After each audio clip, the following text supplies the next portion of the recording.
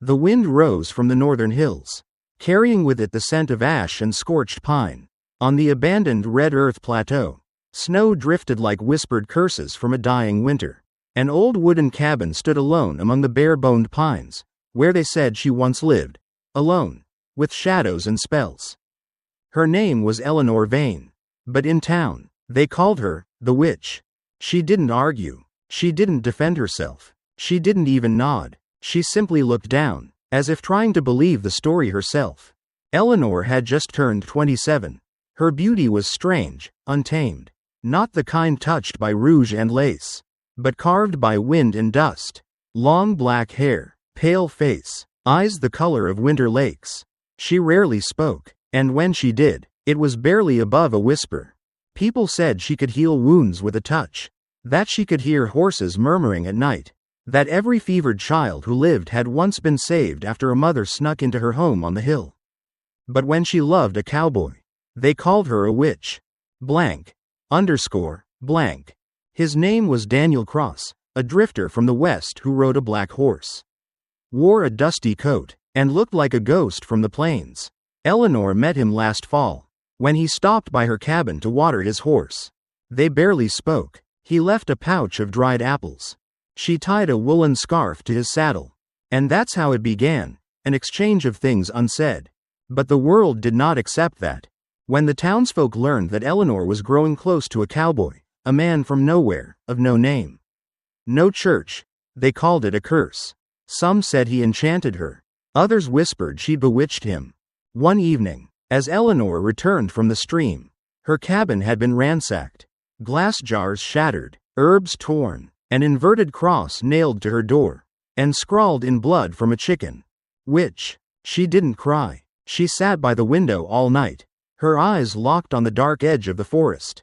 By morning, Daniel was gone, vanished, as if he'd never been real. Winter came early. The town sealed itself with wooden planks and rusty nails.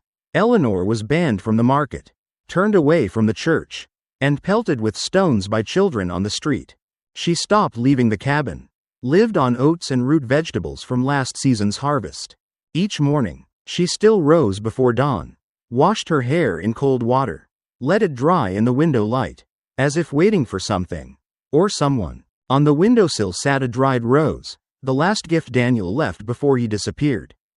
It had long lost its color, but Eleanor kept it. One night, the wind howled so loud it blanketed the roof in snow. Eleanor thought she heard hooves far off in the dark, soft as breath. She rose suddenly, clutching the wool scarf Daniel had once returned to her.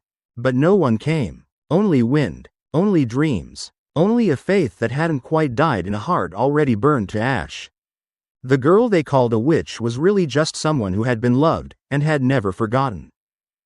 Snow had begun to thaw. Mud replaced frost on the trail, and the smell of wet pine crept through the valley.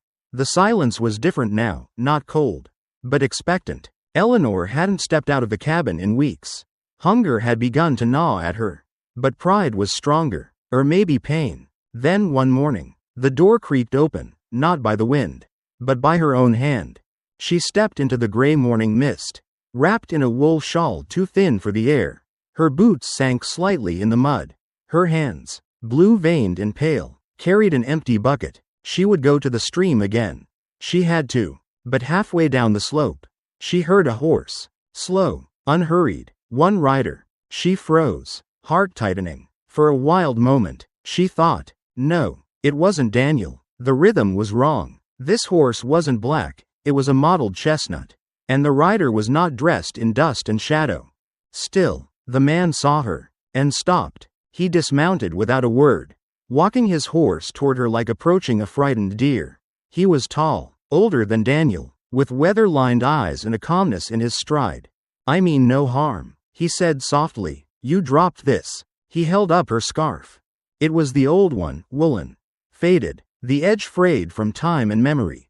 Eleanor's lips parted, her voice trembled through her throat, but she could not shape it into words. I found it by the creek. The man continued. I figured, it must mean something. She nodded. Finally, the man didn't ask to come closer. He didn't stare, didn't judge, just left the scarf on a rock between them and turned to leave. "What's your name?" she asked. Just before he mounted, he looked over his shoulder. Surprised. "Thomas Redfern." He tipped his hat and rode on. Blank. Underscore. Blank. That night, Eleanor lit a candle. Not for warmth, not for ritual, just light, for the first time in weeks. The next day, she walked farther, to the hill past the stream. She saw him again, chopping wood outside a modest cabin. He looked up, not surprised. "I can trade herbs for firewood," she said, almost in a whisper. "Firewood don't need payment," he replied, "but tea would be nice." So she brewed tea. The smell of mint filled the valley. And that's how it began again. Blank. Underscore. Blank. It was not love, not yet. But in the way Eleanor watched Thomas place firewood neatly in her shed. In the way Thomas never asked her why people avoided her at the market. In the silence between them, where trust began to quietly grow. Something softened, something long buried reached toward the light again. But the town didn't forget. Rumors came quickly. The widow Vane, witch Eleanor, was luring another man into her curse. Women crossed the street when she approached. Men spat into the dust behind her back. Children sang rhymes outside her window. Still, Thomas returned, sometimes with bread, sometimes just with silence. One evening, as rain streaked the cabin windows, Eleanor spoke into the flickering light. "They called my mother a witch, too, not because she cursed anyone, but because she healed a boy whose father hated her." Thomas didn't answer. He just reached across the table, picked up the scarf, and folded it carefully, placing it between them like a bridge. And Eleanor cried for the first time in months. Blank. Underscore. Blank. But nothing in this land stayed soft for long. One night, a knock came at the door. A sheriff. 3 men with torches. A paper in hand. "We have orders. Redfern's to be questioned. And you, Miss Vane, are to be confined." "For what?" Thomas asked calmly. "For seducing a man into blasphemy." The sheriff answered. "For witchcraft. And for heresy." The fire dimmed. The candle flickered. The air grew thin. But Eleanor didn't beg. Thomas didn't fight. Only silence remained, and the soft rustle of the wind, moving the dried rose on the windowsill. To be continued. The cell was barely larger than a pantry. Damp stone walls, a single straw bed, a slit for light. Eleanor sat with her hands bound, staring at the crack in the wooden door where dust filtered in like falling stars. They hadn't even let her take the scarf. It had been 3 days. No one had come. No water, except for one tin cup pushed through the floor slot. No voice except her own, whispering the names of the herbs she used to grind for healing. Over and over, like a prayer. Outside, the town whispered. They said the witch had finally been caught. That she had cursed Thomas Redfern into loving her. That he had confessed under the moon. That he was no longer the man he was. But Eleanor knew better. She saw it in his eyes, when they dragged him off in chains, that he had said nothing. That his silence was not surrender, but protection. Still, silence had a price. Blank. Underscore. Blank.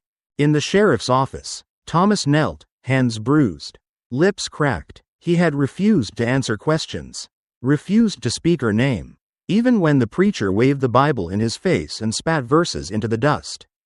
"She's a danger," the preacher said. "She's a healer," Thomas replied. "She bewitched you." "No, she made me remember who I was." But the town didn't want truth. It wanted blood. And so, Thomas was exiled, sent east, beyond the river, to live on the edge of a reservation with nothing but his horse and what he could carry. He left without a word. He left behind the scarf, the dried rose, and her. Blank. Underscore. Blank. Weeks passed. In Eleanor's absence, vines grew over the cabin. No one dared touch it, but children threw stones. A black cat was found hanging by its neck on the porch, left as a warning. The mayor declared the curse lifted. The preacher held a sermon on the mountaintop. Rain didn't fall for 3 days, and they called it cleansing. Eleanor, meanwhile, was forced onto a wagon one morning at dawn. No one spoke to her, not even the sheriff. They drove her west, beyond the hills, beyond the pine woods, past the burnt edge of the prairie. They left her with one blanket, one jug of water, and a warning. If you return, we'll burn the cabin, with you inside it.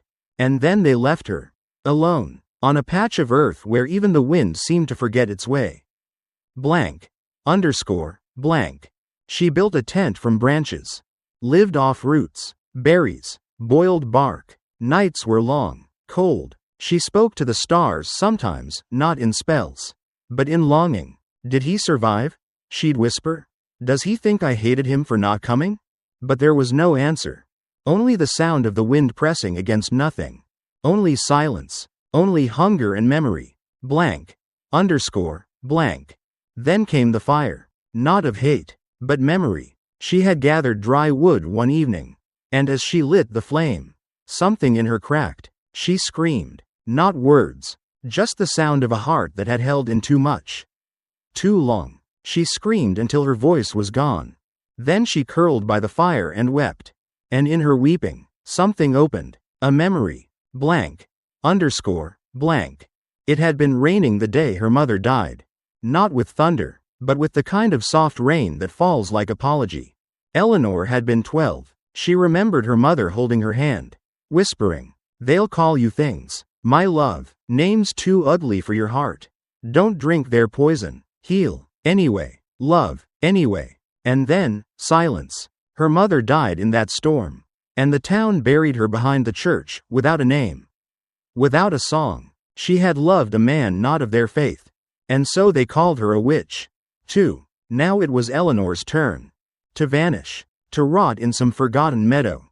But even in pain, something inside her refused to die. She gathered herself, tied her mother's old belt around her waist, and walked toward the rising sun. Blank. Underscore. Blank. Far beyond the hills, beyond the river where Thomas had been sent, there stood a shack made of cedar and stone. He built it by hand, every nail driven in with memory.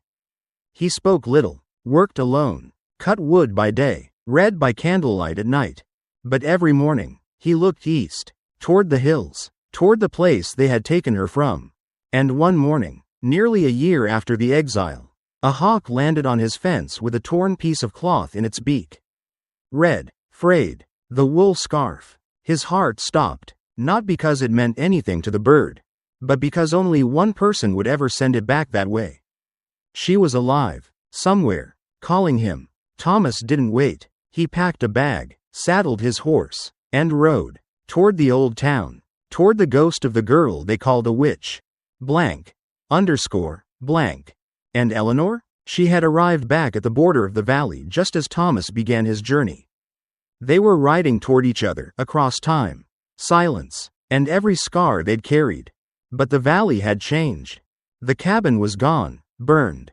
All that remained was the stone hearth, blackened by smoke, and the dried rose crumbled in the ash. She fell to her knees, wept again. But this time, there was no scream, only breath, only the quiet knowledge that someone, somewhere, might still carry her in their soul. And across the ridge, just as the sun began to rise, a silhouette appeared against the orange sky. Horse, hat, dust trailing like a ribbon of memory. Her heart beat once, then again, then faster. Because some love stories don't end in graves. They end in returns. To be continued. At first, she thought it was just the wind. The soft rumble through the valley. The tremble of earth beneath her palms. The way the dust curled at the edge of the horizon. Slow and rising, like breath returning after too long beneath water. Eleanor stood by the burnt remains of the cabin. A shawl draped over her shoulders, woven from scraps and memories. Her face was thinner, eyes deeper, but they still searched, every dawn, for something more than forgiveness. And then she saw it. Not just the dust, but motion. A glint of silver from a saddle. A figure in the distance. Riding slow, straight, unafraid. She didn't breathe, couldn't, because it was him. Thomas Redfern, back from exile. And behind him, trailing like a living procession, were not soldiers. Nor wagons, nor settlers, but horses. Dozens of them, painted, wild-eyed, hooves striking the earth like a heartbeat louder than fear. 100 in all, moving as one, guided not by reins but by belief. The same way she had once walked into fire and called it home. He had come back, with a gift, with a promise, and a ring. The town had gathered at the edge of the chapel hill, drawn by the thunder of hooves and rumor. They whispered as the dust rose. Is it him? Didn't they send him east? Why is he bringing horses? But no one moved to stop him. Not even the sheriff, who stood with his hat low, a memory flickering behind his eyes. Thomas dismounted slowly, boots planting firm into the earth like roots. He held no rifle, wore no armor, just a worn leather coat and a pouch tied at his side. He walked through the crowd, quiet, steady, until he stood before the preacher. The same man who had cursed Eleanor. She saved me, Thomas said, voice low but clear. You banished her for loving. I rode through fire for the same reason. The preacher narrowed his eyes. You come to shame us? Thomas shook his head. I come to trade. He opened the pouch. Inside, a ring. Simple, silver, no stone. Just 2 initials carved on the inside. T+E. I bring 100 horses. Each one a gift from the wild. A debt paid to the earth. I give them in exchange for your silence.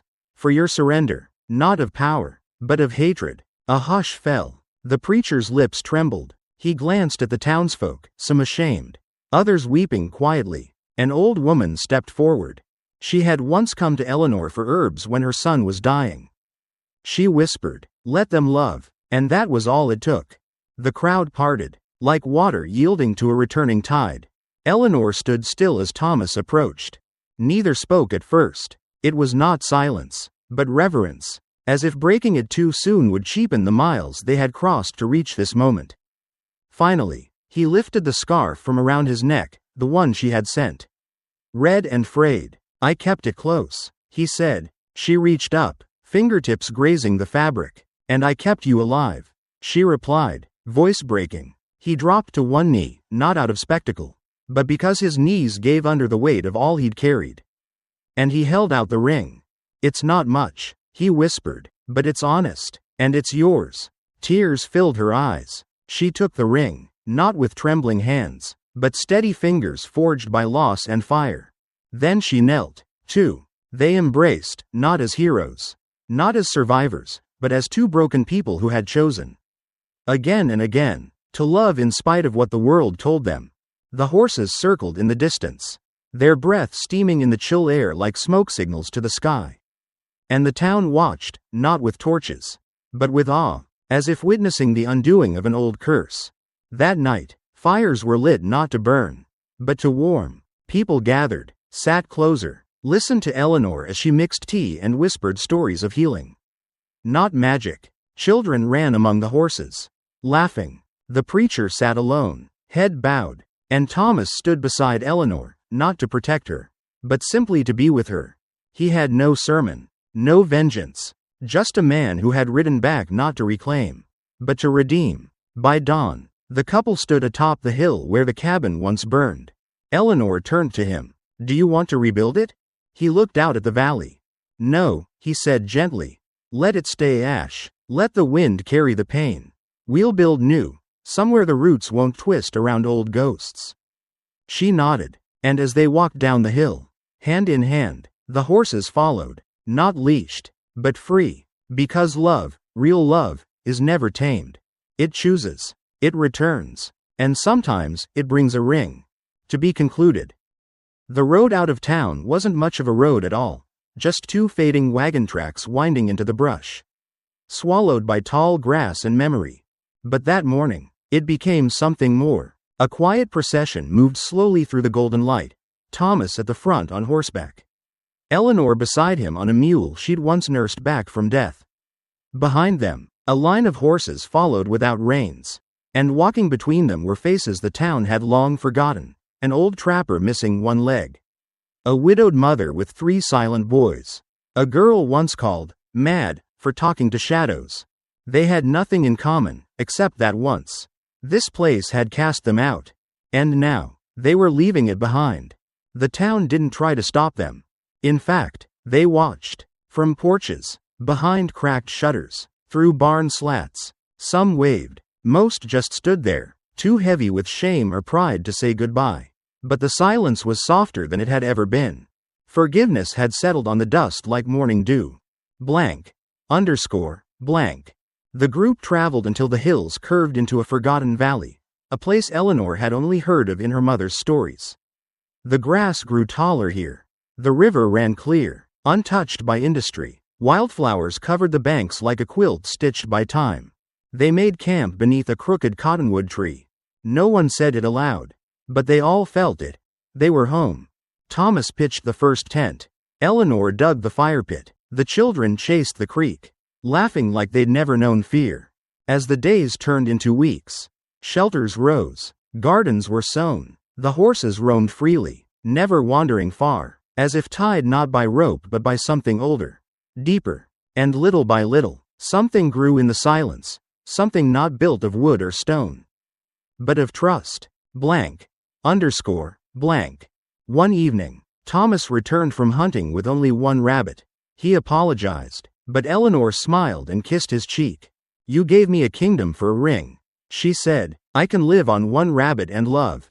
That night, they shared it with the whole camp, spiced with rosemary and stories. The fire crackled. A boy who hadn't spoken in a year finally asked for seconds. An old man played a tune on a harmonica no one knew he had. And Eleanor, without realizing it, laughed, not a polite chuckle, but a full, rising, belly-deep laugh that made the trees listen. Thomas leaned back, watching her from the shadows. He said nothing, just smiled. He'd ridden back through dust and judgment for that sound. It had been worth it. Blank. Underscore. Blank. As the seasons passed, the valley bloomed, not just with crops and children, but with belonging. No one asked what you used to be, only what you wanted to build next. Eleanor started writing down the old healing songs her grandmother used to sing. She taught the women how to blend herbs, not to cast spells, but to ease pain. People stopped calling her a witch. They called her Mama El, even those older than her. Thomas built a chapel, not for sermons, but shelter, a place for quiet. He never preached, just sat with anyone who needed to be heard. Sometimes, that was enough. They planted apple trees. They named a foal after Eleanor's mother. They taught the orphans to braid rope and ride bareback. And every month, on the full moon, they lit a fire so tall it touched the stars. Not to ward off evil, but to remember who they used to be, and who they chose to become. Blank. Underscore. Blank. One morning, Eleanor found an old envelope tucked in the bottom of her satchel. She didn't recognize the handwriting until she opened it. The letter was from her father. It was short. "I heard what they did to you. I'm sorry I was too weak to stop them. I hope you found a man who sees your worth. And I hope he never lets go. I was wrong. You were never a witch. Just too bright for a town too dark." She folded the letter, burned it, not out of spite, but because she no longer needed it to know her worth. Blank. Underscore. Blank. Years passed. The children grew strong. The horses multiplied. Some of the townsfolk, slowly, one by one, began to arrive, not to reclaim anything, but to ask quietly if they could help. And they were welcomed, not because the valley was for everyone, but because the people in it had learned that love wasn't earned. It was given, like a blanket on a cold night, or a ring from calloused hands. Blank. Underscore. Blank. One evening, Thomas and Eleanor sat on the ridge. Below them, the valley pulsed with life, fires glowing, laughter echoing, wild colts galloping through the grass. Eleanor leaned her head on his shoulder. "Do you think we broke the curse?" she asked. Thomas wrapped his arm around her. "No," he said, "I think we proved it never existed." She closed her eyes, and for the first time in her life, she felt safe, not from fire or judgment, but from the loneliness that had followed her like a second shadow since childhood. He kissed the top of her head, and the moon rose, round and gentle, like a ring. Blank. Underscore. Blank. A rider came weeks later from the old town, young, breathless, hat in hand. He'd been sent by the preacher's wife. The preacher was dying. He asked if Eleanor would come. She didn't hesitate. When she entered the room, he looked so small, so human. He opened his eyes and whispered, "You forgave them." She nodded. "And me?" he asked. Eleanor took his hand. I forgave you the day I planted apples. He smiled faintly, then whispered his final words. They were right about one thing. He said, you are magic. And then he was gone. Blank. Blank. Back in the valley, life continued. But something had shifted. The pain no longer weighed them down. It fertilized the soil. And in the spring, the apple trees bloomed for the first time. Pale pink blossoms danced in the breeze. Soft as prayers. Children ran beneath them, chasing light. And at the center of it all, Eleanor and Thomas stood hand in hand. Not as witch and outlaw, but as the heart of something new. Something that would live long after they were gone. A place where love had the final word. And even in the West, where bullets flew faster than mercy. It had returned, like a ring tossed in a river, always finding its way back to shore.